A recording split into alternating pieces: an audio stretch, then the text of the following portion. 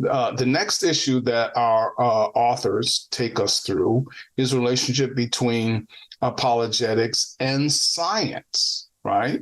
And so, what is the relationship between these two perspectives and disciplines?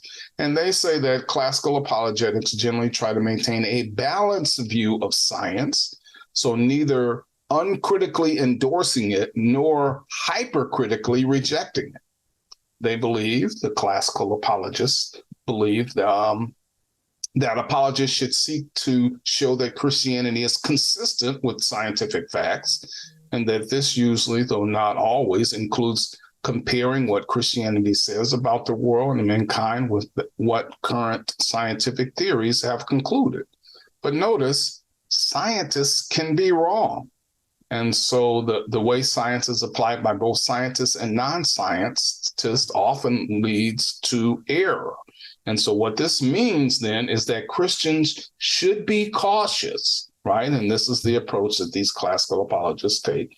Christians should be cautious about endorsing current scientific theory too uncritically as scientific theories change, right? And so there's a warning there. Yes, you want to embrace science to a certain extent, but you don't want to embrace it uncritically because theories change.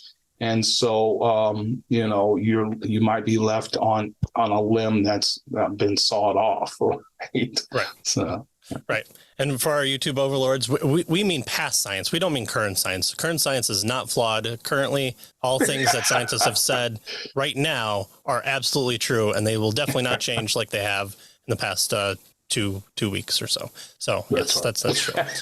But here we can harken back to things like geocentrism, and we can say, oh, Christians were so easily to embrace geocentrism because the idea was, well, God of course is going to create imperfect spheres, and so all you just need to have is spheres upon spheres, and that's the model. So how many spheres there are, and whether there's ether in the way, that's a question that can be talked about among the sciences, but we definitely can't question the spheres. Except then there are these things called wanderers in the sky that seem to overturn the model, and science goes through this period of revolution, and that seems to be the case for our scientific conclusions. In fact, we could postulate from Newtonian mechanics to relativity, and then even from relativity to string theory, and then whatever might be next, because it seems like small things and big things in the universe we have a hard time with figuring those things out, and so all this might overend. And so when we hitch our wagon and say, this is how God created with string theory, and then it's overturned, well, then doesn't that hurt our witness? And are we saying that this has to be the case, that this science must be true, and to overturn it, then we're going to be outside the realm of truth and into worse than dogma at that point? That's the warning that's being attributed here. Well, Geisler, while finding much value in the scientific evidence for the creation and design of the universe and for the creation of life in mankind, is cautious about overstating the case. He says that since science is limited and progressive, we should not expect complete agreement in every detail with the biblical presentation. However, the amount of present agreement is striking.